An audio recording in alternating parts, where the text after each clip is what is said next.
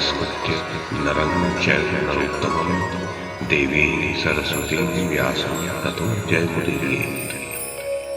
ओम नमो भगवते वासुदेवाय, ओम नमः पितामहाय, ओम नमः प्रजापतिभ्यः, ओम नमः कृष्णद्वैपायनाय, ओम नमः सर्वविघ्नविनायकेभ्यः।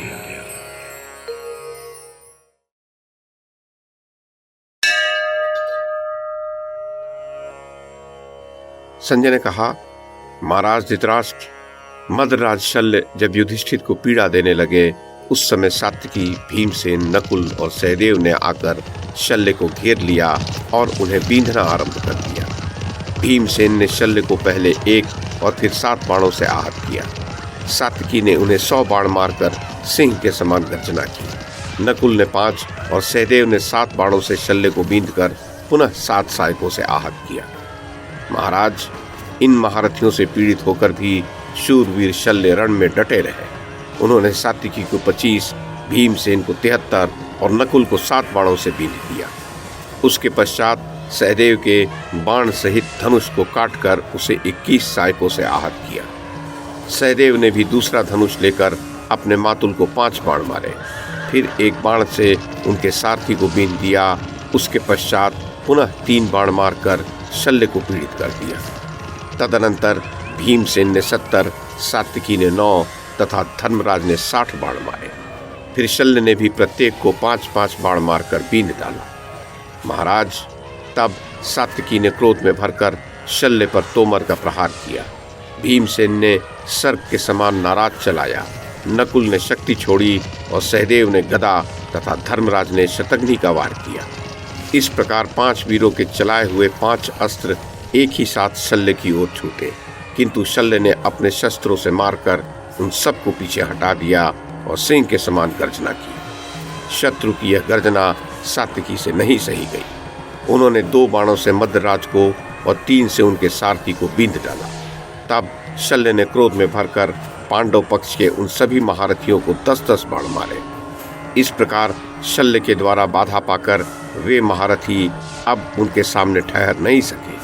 मदराज का यह पराक्रम देखकर दुर्योधन ने समझ लिया कि अब पांडव, पांचाल और संजय वीर मरे हुए के ही समान हैं। राजन, तदनंतर धर्मराज युधिष्ठिर ने एक क्षुरप्र के द्वारा शल्य के चक्र रक्षक को मार डाला। ये देख शल्य ने बाणों की झड़ी लगाकर पांडव सैनिकों को आच्छादित कर दिया। राजन, समरांगण में अपने समस्त सैनिकों को बाणों से ढका हुआ देख धर्मपुत्र युधिष्ठिर मन ही मन इस प्रकार चिंता करने लगे, इस युद्ध स्थल में भगवान श्री कृष्ण की कही हुई वो महत्वपूर्ण बात कैसे सिद्ध हो सकेगी। कहीं ऐसा न हो कि रणभूमि में कुपित हुए महाराज शल्य मेरी सारी सेना का संहार कर डाले।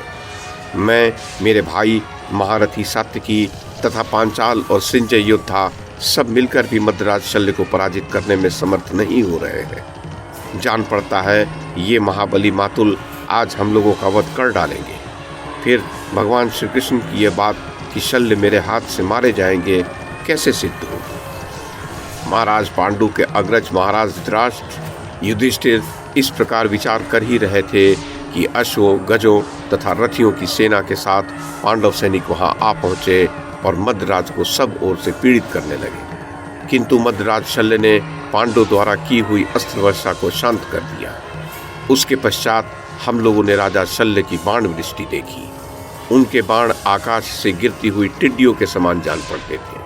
उस समय आकाश सहायकों से ठसाठस भर गया था तथा घना अंधकार छा जाने के कारण पांडवों की या हमारे पक्ष की कोई भी वस्तु सूझ नहीं पड़ती थी। मदराज की बाण वर्षा से पांडव सेना को विचलित होते देख सबको बड़ा आश्चर्य हुआ। युधिष्ठिर तथा भीमसेन आदि महारथी यद्यपि बहुत आहत हो चुके थे, तब भी वे उस युद्ध में शल्य को छोड़कर न जा सके, उनसे लड़ते ही रहे। दूसरी ओर अश्वत्थामा तथा उसके पीछे चलने वाले त्रिगर्त देश के महारथियों ने बहुत से बाण मारकर अर्जुन को आहत कर दिया। तब धनंजय ने 3 बाणों से द्रोण कुमार को और 2-2 बाणों से अन्य महारथियों को बींध डाला। तत्पश्चात उन्होंने पुनः बाण बरसाना आरंभ किया। इससे आपके पक्ष के योद्धा बहुत आहत हो गए। उसके पश्चात उन्होंने भी इतनी बाण वर्षा की कि अर्जुन के रथ की बैठक थोड़ी ही देर में फर गई। श्री कृष्ण और अर्जुन के सारे अंग बाणों से बिंध गए। ये देख आपके सैनिकों को बड़ा हर्ष हुआ। महाराज, उस समय आपके योद्धाओं ने अर्जुन की जो दशा की वैसी न तो पहले कभी देखी गई थी और न सुनी ही गई थी। उनके रथ में सब और विचित्र पंखों वाले बाण धंसे हुए थे। तदनंतर अर्जुन भी आपकी सेना पर बाण वर्षा करने लगे। उनके नामाक्षरों से अंकित बाणों की मार खाते हुए कौरव सैनिकों को सब कुछ अर्जुन में ही प्रतीत होने लगा। अर्जुन रूपी अग्नि आपके योद्धा रूपी ईंधनों को बड़े वेग से भस्म करने लगी। सहायकों की चोट से बचाने के लिए जिन पर लोहे के आवरण पड़े हुए थे, ऐसे ऐसे 2 सहस्र रथों का अर्जुन ने विध्वंस कर डाला। जैसे प्रलयकालीन अग्नि इस चराचर जगत को दग्ध करके धूम रहित होकर दमकने लगती है, उसी प्रकार पार्थ भी शत्रुओं का संहार करके देदीप्यमान हो रहे थे। नरेश्वर, पांडुनंदन का यह पराक्रम देख अश्वत्थामा ने सामने आकर उन्हें आगे बढ़ने से रोका। फिर तो उन दोनों में भीषण बाण वर्षा होने लगी और बहुत देर तक एक सा ही युद्ध चलता रहा। फिर अश्वत्थामा ने 12 बाणों से अर्जुन को और 10 से श्री कृष्ण को बींध डाला। तब अर्जुन ने भी हंसकर गांडीव की टंकार की और बाणों से गुरुपुत्र की पूजा करके उसके अश्व और सारथी को मार डाला। तब अश्वत्थामा ने उसी रथ पर खड़े होकर एक लोहे का मुसल लेकर उसे अर्जुन पर दे मारा, किंतु अर्जुन ने सहसा उसके 7 टुकड़े कर डाले। ये देख द्रोण कुमार ने कुपित होकर अर्जुन पर एक भयंकर परित का प्रहार किया, परंतु पार्थ ने 5 बाण मारकर उसके भी टुकड़े टुकड़े कर डाले। साथ ही 3 भल्लों से द्रोण कुमार को अत्यंत आहत किया। राजन, अर्जुन के प्रहार से अत्यंत आहत हो जाने पर भी द्रोण कुमार को घबराहट नहीं हुई।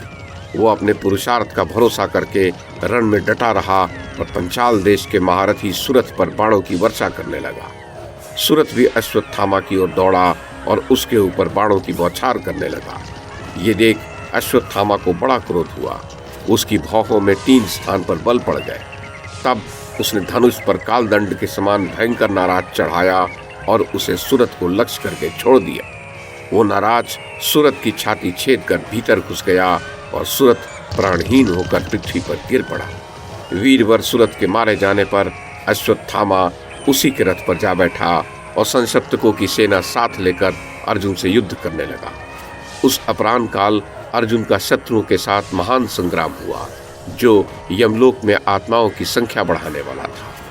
वहां कौरव योद्धाओं का पराक्रम देखकर तथा उनके साथ जो अर्जुन अकेले ही युद्ध कर रहे थे, महाराज धृतराष्ट्र, इसको लक्ष्य करके हम लोगों को बड़ा आश्चर्य हो रहा था।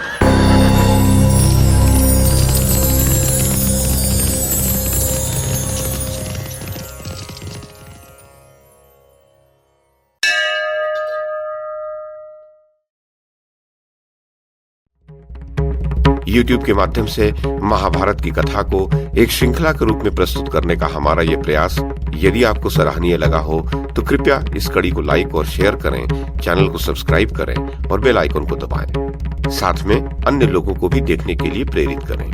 धन्यवाद और नमस्कार।